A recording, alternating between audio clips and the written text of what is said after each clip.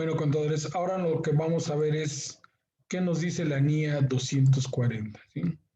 La NIA 240 es aquella que nos habla de qué responsabilidad tiene el auditor cuando realiza o cuando lleva a cabo la auditoría de estados financieros con respecto al fraude. ¿Sí?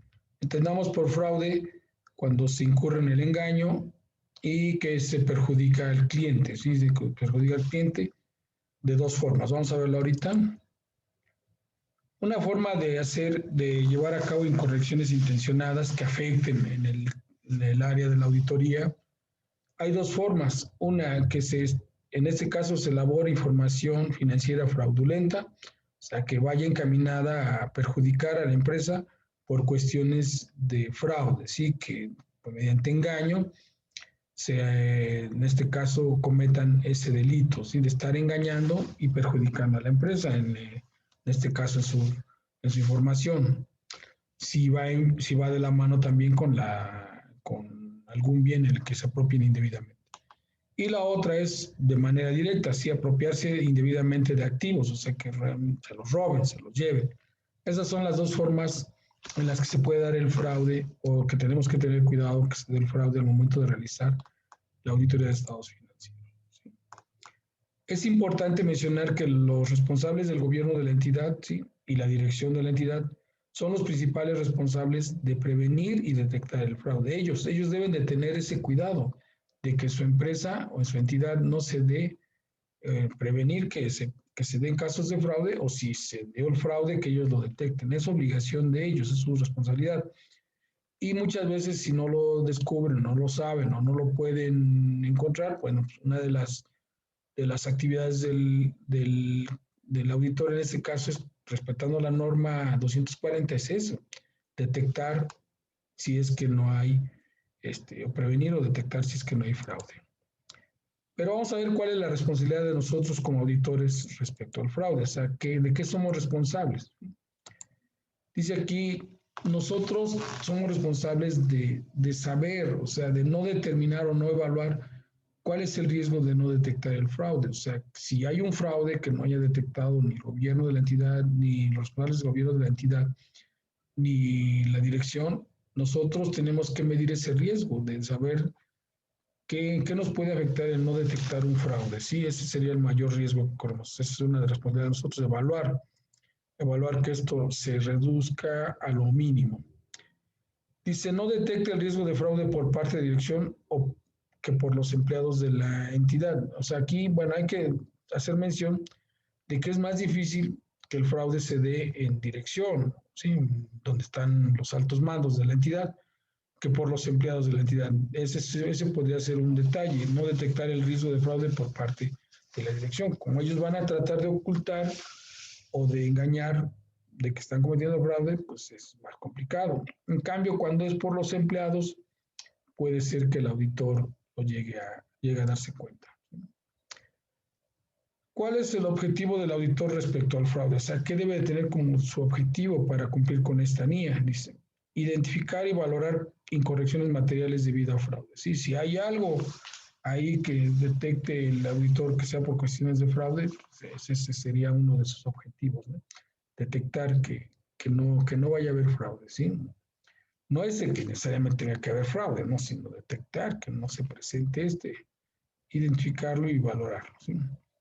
Si hay fraude, pues debemos de tener las pruebas, ¿sí? Obtener evidencia de auditoría respecto al riesgo de fraude. Bueno, pues, si tenemos la incertidumbre o la duda o la prevención de que puede haber fraude, pues entonces hay que obtener la evidencia. Si pensamos que se está dando o se puede dar o se va a dar, entonces tenemos que tener esas pruebas.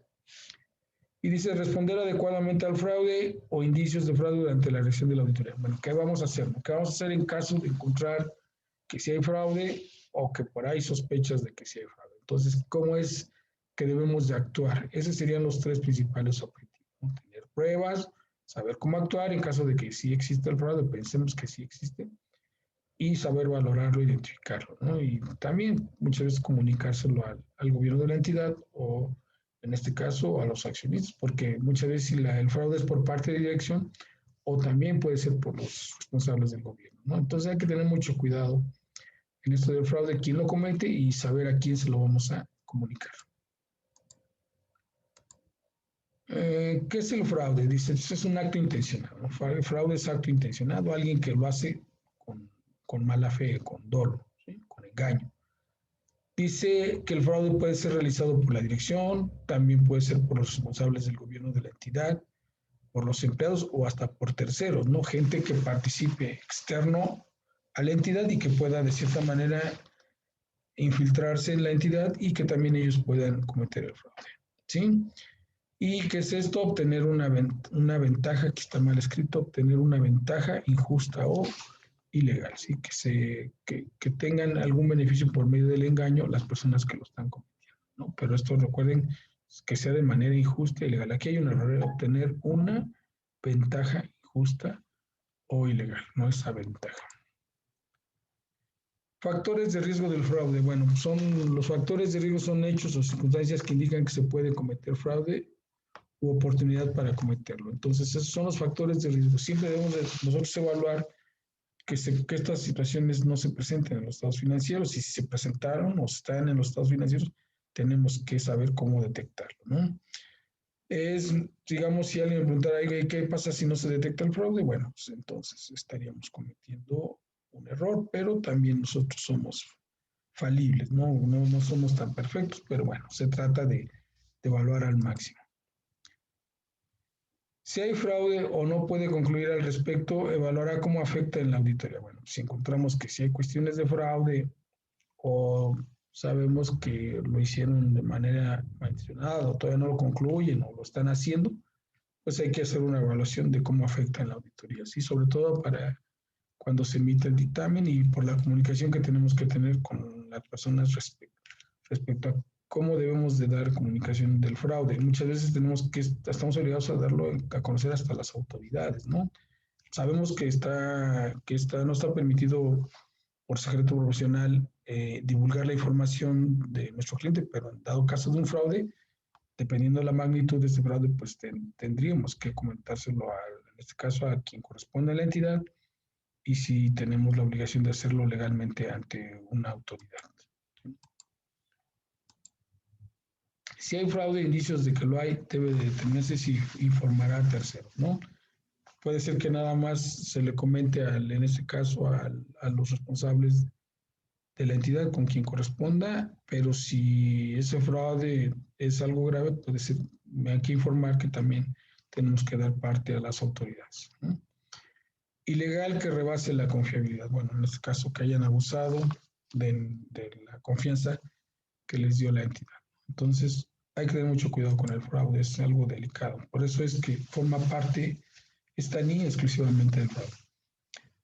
¿Y cómo se da una información financiera fraudulenta, ¿no? ¿Cómo se puede lograr? Bueno, pues manipulando, falsificando, alterando los registros contables o documentos que se reflejan en los estados financieros, ¿no? Es el alterar, modificar, o sea, hacer mal uso de la información, ¿no? De tal manera que se vean beneficiados por medio del engaño.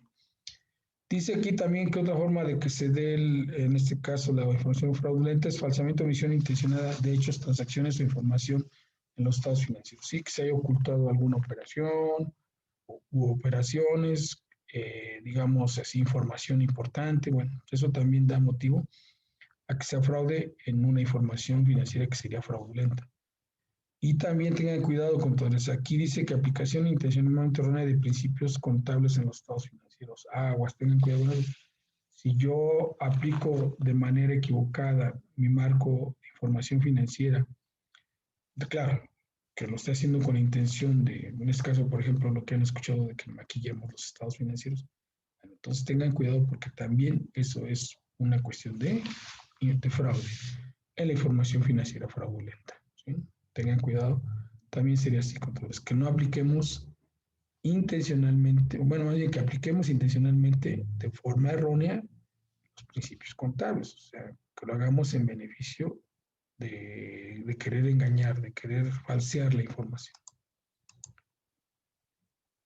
Y dice, conocimiento de los controles que tienen implementado la dirección para detectar el fraude. Es importante saber cómo ellos detectan o cómo previenen o cómo detectan el fraude, ¿no? Entonces, simplemente saber cómo lo hacen. Y saber si esta información que tienen ellos nos puede servir para la auditoría. También es importante, no por ahorrarnos trabajo, sino para tener esa certeza. Si son controles buenos, pues no vamos a tener tanto problema.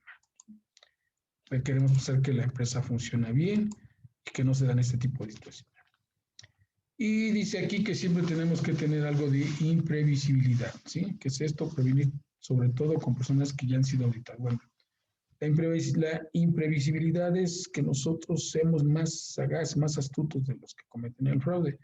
¿Por qué? Porque muchas veces se dan las situaciones en que ellos ya saben a qué vamos a ir, saben qué estamos revisando, saben qué procedimientos vamos a utilizar. Entonces, como ya tienen conocimiento de eso o conocimientos de procedimientos de auditoría, pues entonces ellos pueden pueden cometer el fraude y ocultarlo de una manera que no lo podamos detectar. Entonces debemos de tener esa imprevisibilidad y ser más astuto que ellos, que los que cometen el fraude. Y pues eso sería todo, contadores. Eso sería todo de la NIA 240. En la parte 1 va a haber una parte 2. Bueno, cuídense, estamos en contacto.